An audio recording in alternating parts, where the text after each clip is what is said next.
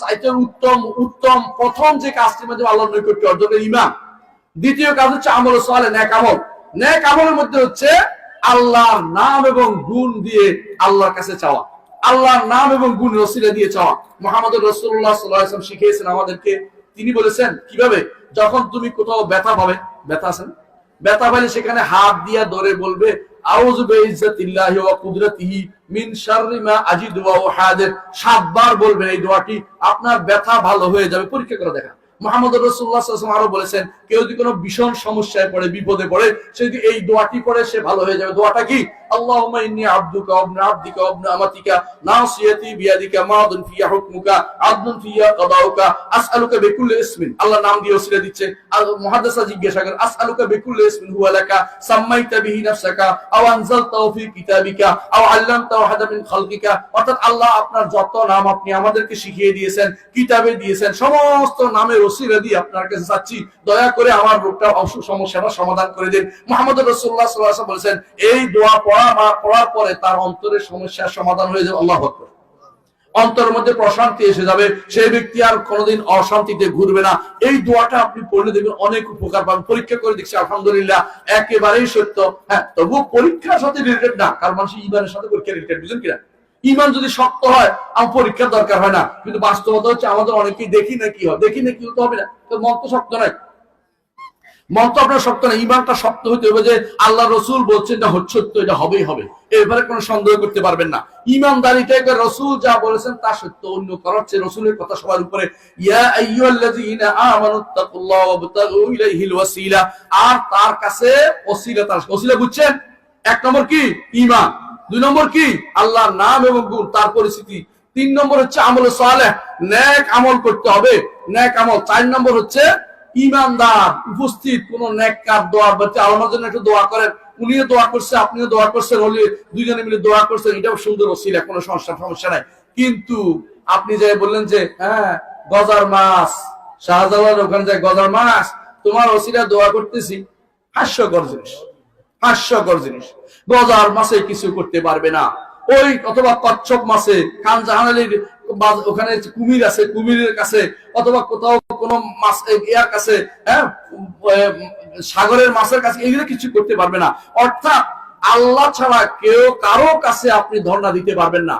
অর্থাৎ আপনি মাধ্যম দিতে হলে আপনার নিজ আমল দিয়ে দিতে পারবেন। আল্লাহ আমি 2 রাকাত নামাজ পড়েছি, এর ওসিলা দিয়ে চাচ্ছি। আল্লাহ আমি আল্লাহ আপনাকে ভালোবাসি, এই ভালোবাসার ওসিলা দিয়ে চাচ্ছি। আল্লাহ আমি মুহাম্মদুর রাসূলুল্লাহ সাল্লাল্লাহু আলাইহি ওয়াসাল্লামকে ভালোবাসি, তার মহব্বতের ওসিলা দিয়ে চাচ্ছি। আল্লাহ আমি তার সুন্নতের উপর আমল করি, সুন্নতের উপর আমল ওসিলা দিয়ে চাচ্ছি। এটা হচ্ছে শরীয়তের ওসিলা। এর বাইরে যত ওসিলা, হ্যাঁ অমুকের ওসিলা তমুকের ওসিলা, বেহুদা। আপনার ওসিলার কারণটা কি? দিবেন কেন? ওর আমল ওর জন্য, আপনার আমল আপনার জন্য। আল্লাহ তাআলা কোরআনে কারীম বলেছেন ওয়ালা তাযিরু ওয়াজিরাতুন উযরা উখরা। একজন আরেকজনের বোঝা বহন করবে না। হাসরের মাঠে সারাদিন চিৎকার করলেও কেউ বোঝা বহন করবে না। তবে যদি ঈমান এনে থাকেন, আমল সালেহ করে থাকেন, এগুলি হাসরের দিন আপনার কাজে দেবে। আল্লাহ তাআলা কোরআনে কারীম বলেছেন তিলকাল জান্নাতুল্লাতী উরিসতুমুহা বিমা কুনতুম তা'মালুন। এই জান্নাতের ওয়ারিস হইছে কেন? কারণ তোমরা আমল করতে, নেক আমল করতে হবে ভাই। নেক আমল হাসরের দিন এমনও হতে পারে আপনার সব ঠিক আছে কিন্তু একটু আমল কম পড়ে গেছে। হাসরের মাঠে অনেক দৌড়াদৌড়ি করছেন।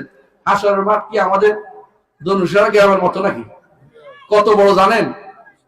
এই সমস্ত পৃথিবী ভেঙে নতুন একটা পৃথিবী হবে, যে পৃথিবীর সূর্য থাকবে মাথার উপরে, আর পুরুষ পৃথিবীটা হবে আটার কাইয়ের মতো, কাপড় থাকবে না, কিচ্ছু নাই।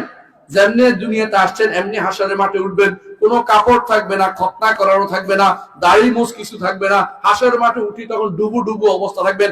এই সময় আপনার কোনো কিছু কাজে আসবে না। এখন যে আমলগুলি করে যাচ্ছেন, এই আমলগুলি যদি ঠিক মতো করে যেতে পারি, শুদ্ধ পথে করে যেতে পারি, এবং ঈমান যদি ঠিক থাকে, শিরিক না করে থাকি, কুফর না করে থাকি, এগুলি ঠিক মতো হাসরের মাঠে চলে আসবে। আলহামদুলিল্লাহ। আল্লাহ বাড়িয়ে দিবেন। একটা আমল করেছেন 10 গুণ বাড়িয়ে দিবেন। আল্লাহ কোরআনে কারীম বলেছেন এমন কি আল্লাহ ইউদাইফু লিমান ইয়াশা, আরো বেশি বাড়িয়ে দিবেন। কিন্তু এই বাড়িয়ে দেওয়ার জন্য আমলটা শুদ্ধ হতে হবে। আমল যদি ভুল হয় তাহলে এটা শুদ্ধ হবে না কোনোদিনই। আমলটা ছেলেরা কথা বলে না, আমলটা যদি শুদ্ধ হয় তাহলে সেটা কাজে লাগবে। আমল যদি শুদ্ধ না হয় সেটা হাসরের মাঠে যাবে না। কারণ আল্লাহ তাআলা বলে দিয়েছেন যে তারা যে সমস্ত আমল করেছে এগুলি কোনো কাজে আসবে না। এজন্য আল্লাহ তাআলা উল্লেখ বলে দিয়েছেন ওয়াল্লাযীনা কাফারু আমালুহুম কাসারাবিন বিকিয়াতিন ইয়াহসাবুহু যামআনু মাআ। যারা কাফের তাদের আমল কি রকম?